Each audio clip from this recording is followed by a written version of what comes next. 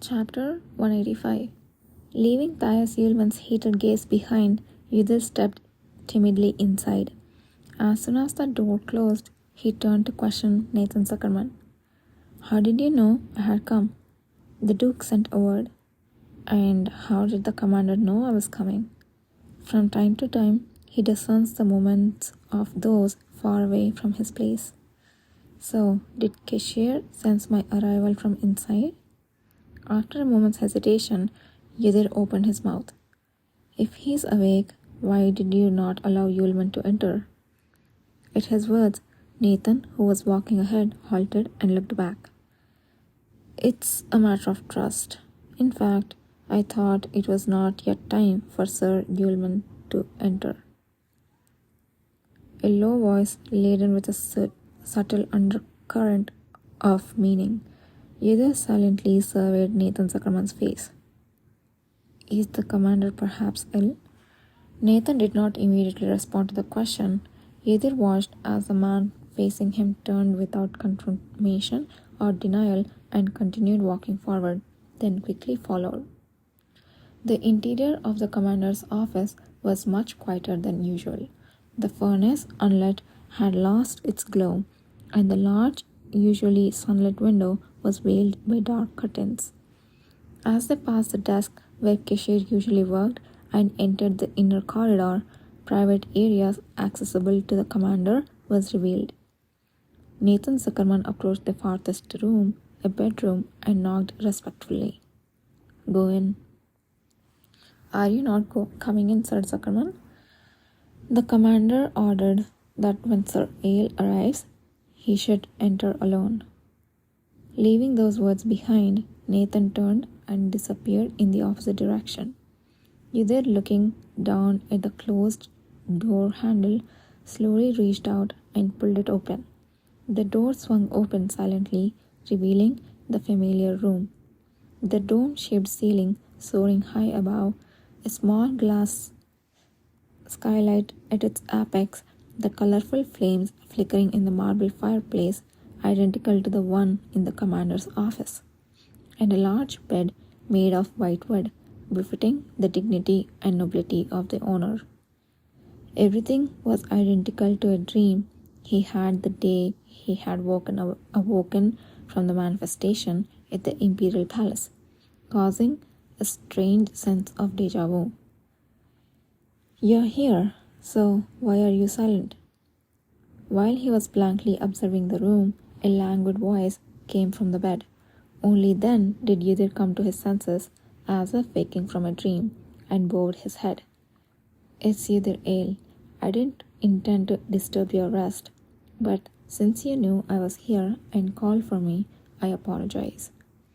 "It's fine. I told Nathan to have you come in. There's no need to apologize. But I can't see you from here. Will you come closer?" Even though he usually spoke slowly, his voice now was slower, much lower, and deeper than usual. Could he really be ill? As Yudhir cautiously moved closer to the bed, a faint scent wafted in the air.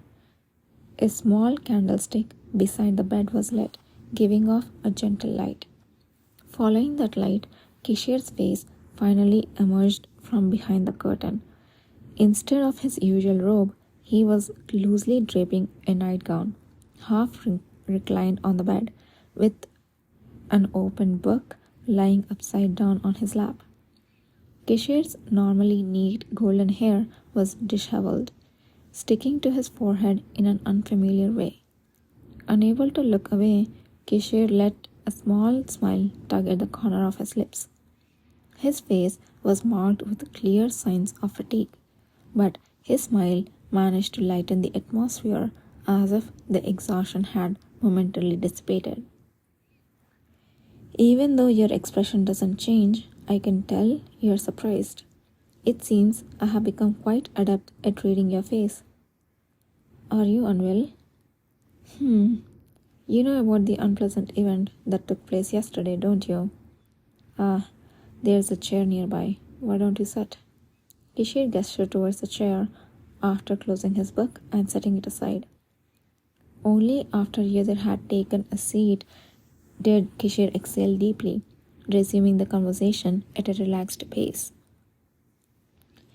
Magic is more taxing than swordsmanship or divine power. The stronger the force, the larger the ripple it creates when it moves.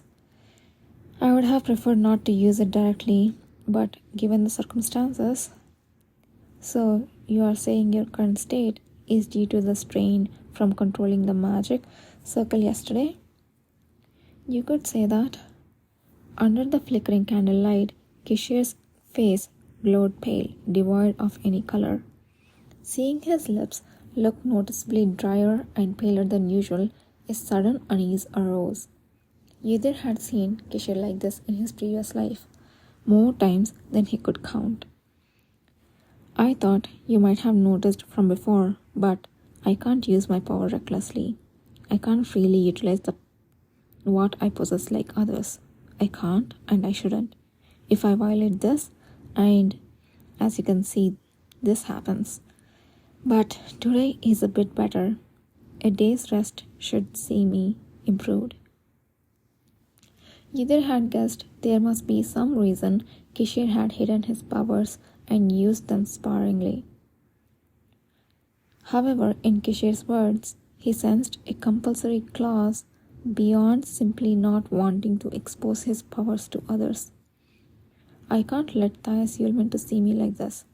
Maybe if he were trustworthy, but as long as he's part of the Pearl Tower, it's not possible. It's fortunate you came at an appropriate time. So, does that mean you trust me enough to show me this side of you? Yether wanted to ask, but swallowed the words at the last moment. It was only now that he understood what Nathan Zuckerman had said before he entered. Concerns about Duke Paleta's health were something he could not reveal, especially when he already had many enemies. After opening and closing his mouth a few times, Yether finally managed to force out a question. May I ask how long this has been going on? Since when had using his power been so strenuous? When had this condition started? Well, it's been quite a while. Not since birth, though. I see. Is it an incurable symptom? What exactly triggers these symptoms when you use your power? Is it a part of a curse, or perhaps? Haha, don't be too serious. I know the cause, and as for the cure, I'm not sure yet, but it's not something you should worry about. If this wasn't serious enough to worry about, then what was? Yether wanted to say more, but Kishir spoke first, leaving him unable to continue. Yether, have you ever heard that each person's body has a predetermined capacity for holding energy? I have heard that the amount of magic power a mage can absorb without burdening the heart varies innately. This was, of course, a story from his previous life. Drawing from the tale, Yether had discovered the presence of mana hole within the body of an awakener, which could absorb, store, and release energy. Kishir nodded and continued. It's a similar concept. Among those who wield power, this belief exists universally. No matter how much a person trains, the amount of energy the body can accommodate is believed to have a limit. But what if the vessel becomes overly filled with energy, to the point where it creates turbulence within? It would exert pressure. Yes, and in unfortunate cases, it can even shatter.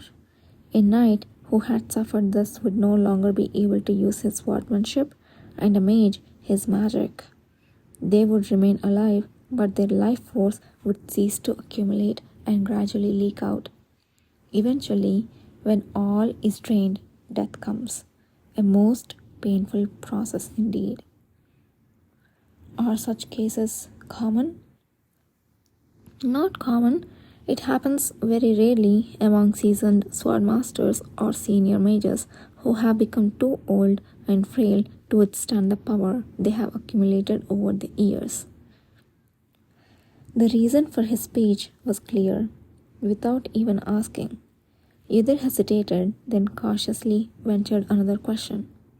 Commander, you're not implying that your condition is like that, are you? Of course not.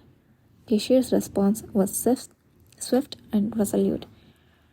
Not at the moment, although there were times in the past where I thought it could happen.